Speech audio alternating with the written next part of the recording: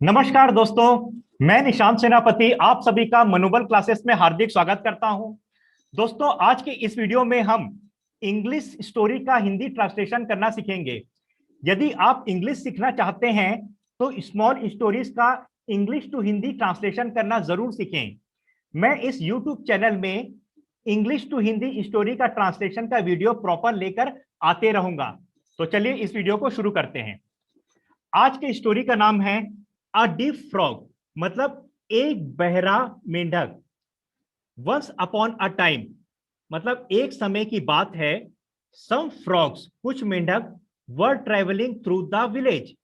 एक समय की बात है, कुछ मेंढक। वर ट्रेवलिंग मतलब होता है, ये पास्ट कंटिन्यूअस टेंस है। थ्रू मतलब होता है से होकर। द विलेज मतलब एक समय की बात है, कुछ मेंढक गांव से होकर यात्रा कर रहे थे। सडनली मतलब अचानक। टू ऑफ देम, उनमें से दो। Fell into a deep pit, अचानक उनमें से दो। फॉल का सेकंड फॉर्म होता है फेल। इनटू मतलब होता है जब बाहर से कोई चीज अंदर आती है, उसके लिए इनटू का प्रयोग किया जाता है, जैसे इनटू द वेल, इस टाइप का। ठीक है। सडनली मतलब अचानक उनमें से दो गिर गए एक गहरे गड्ढे में। पीट मतलब होता है गड्ढा। The other frogs gather around the पीट, जो अन्य जो मेंढक थे वो गैदर मतलब होता है इकट्ठा होना, और ईडी लगा है मतलब इकट्ठा हो गए। अराउंड मतलब चारों ओर, वो गड्ढे के चारों ओर इकट्ठा हो गए। Around the pit and exclaimed, और चिल्लाने लगे। It is not possible for them to come out. It का मतलब होता है यह, इस मतलब है, नॉट पॉसिबल मतलब असंभव है, फॉर देम मतलब उनके लिए, टू कम आउट मतलब गड्ढे में गिर गए थे, उनके लिए असंभव है कि वो बाहर निकल सके। दे विल डाई देयर, वे लोग वहां मर जाएंगे। विल का प्रयोग फ्यूचर टेंस के लिए किया जाता है, और विल के बाद वर्ब का फर्स्ट फॉर्म का प्रयोग किया जाता है। वे लोग वहां गड्ढे में मर जाएंगे ना।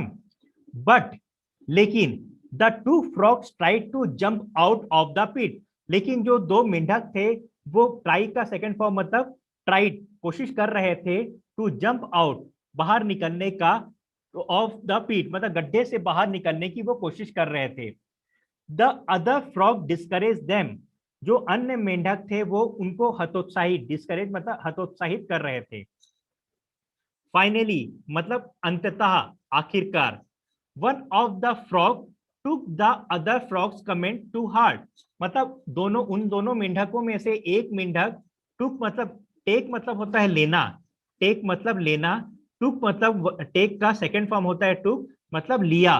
The other frogs comment to heart मतलब उनमें से एक मेंढक, जो अन्य मेंढक जो ऊपर में खड़े होकर उनको हतोत्साहित कर रहे थे, उनका बातों को, उनके कमेंट, उनके टिप्पणी टिप्पणी को अपने दिल में ले लिया।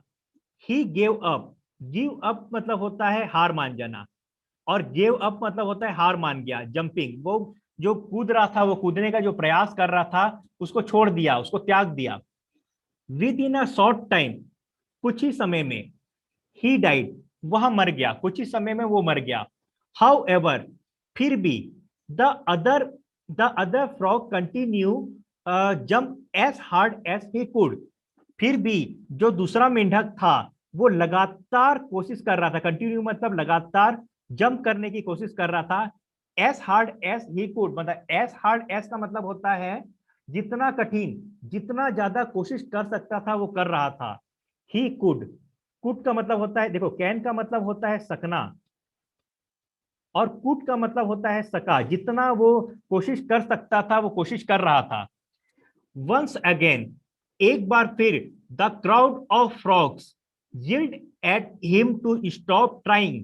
ठीक है। द क्राउड, क्राउड मतलब होता है भीड़, भीड़ बोलो या झुंड बोलो। द क्राउड ऑफ फ्रॉग, जो मेंढक लोग का जो भीड़ था, वो येल्ड, येल्ड मतलब चिल्लाने लगे, एट हिम मतलब उस मेंढक के ऊपर, टू स्टॉप ट्राइंग, तुम कोशिश क्यों कर रहे हो, कोशिश करना छोड़ दो ना। स्टॉप मतलब छोड़ देना, रोक दो। ठीक है। एंड जस्ट गिव अप, और तुरंत, जस्ट तुम गिव अप मतलब त्याग दो, जो कोशिश करना छोड़ दो ना। बट लेकिन the frog jumped even harder and finally came out of the pit, लेकिन जो वो मेंढक था वो जंप का पास्ट टेंस है, जम्प्ड मतलब कूदा। इवन हार्डर, इवन हार्डर मतलब होता है आगे और भी कोशिश किया। हार्ड मतलब होता है कड़ी मेहनत करना ना, हार्ड मतलब होता है कठिन मेहनत करना या कड़ी मेहनत करना ना। हार्डर मतलब हो गया और ज्यादा कठिन, हार्ड का हार्ड से भी ज्यादा कठिन, ठीक है, और भी ज्यादा वो मेहनत करने लगा। एंड फाइनली, और आखिरकार अंततः, came out of the pit, और वो जो गड्ढे से बाहर आने में सफल रहा। व्हेन मतलब जब, ही केम आउट जब वो बाहर आया, द अदर फ्रॉग्स आस्क्ड जो अन्य मेंढक थे उससे पूछे, डिड यू नॉट हियर अस, क्या तुम हमें नहीं सुने? The frog the frog said, I am partially deaf, I am, तब मेंढक बोला, मैं पार्शली, पार्शली मतलब आंशिक रूप से, डीफ मतलब बहरा हूं, मतलब मैं आंशिक रूप से बहरा हूं, आंशिक रूप से मतलब थोड़ा सा बहरा हूं ना, मतलब उसको मुझे सुनाई कम देता है, ये बोला मुझे सुनाई कम देता है, मैं थोड़ा सा बहरा हूं। I thought you were all encouraging me an entire time ना। आई थॉट मतलब होता है मैं सोचा, थिंक का मतलब होता है सोचना, थॉट मतलब सोचा, मैं सोचा, यू वर तुम सभी मुझे एंकरेज मतलब प्रोत्साहन कर रहे हो, प्रोत्साहित कर रहे हो ना, उत्साहवर्धन कर रहे हो ना। एंटायर टाइम मतलब पूरा समय तुम मुझे उत्साहवर्धन कर रहे हो, ये ऐसा मैं सोचा। मतलब ऊपर जो खड़े हो गए हाथ हिला हिला रहे थे मेंढक लोग कि मत मत आओ, तुम छोड़ दो, तुम हार मान जाओ, तो वो ये सोच रहा था कि सब मेरे को खड़े होकर प्रोत्साहन कर रहे हैं कि तुम आ सकते हो, कोशिश करो करके। तो वो उनको यही सोचते हुए वो उस गड्ढे से बाहर आ गया। तो दोस्तों इस स्टोरी से हमको क्या संदेश मिलता है?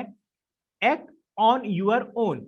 एक्ट का मतलब होता है करना, ऑन यूर ओन मतलब अपने दम पर करो, अपने दम पर करके दिखाओ। मतलब लोग भले ही बोलेंगे कि तुम नहीं कर सकते ना, नेगेटिव लोगों के बीच में रहकर एक बहरा बनने की कोशिश करो, मतलब नकारात्मक लोगों की यदि बीच में हम रहें तो हम उनको नजरअंदाज कर दें और हमेशा पॉजिटिव रहें ना।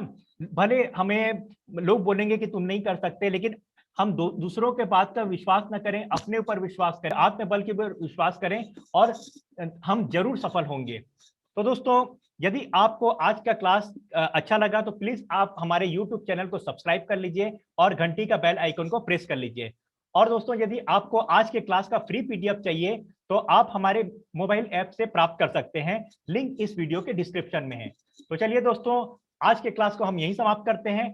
आप सभी का बहुत बहुत धन्यवाद। जय हिंद, जय भारत।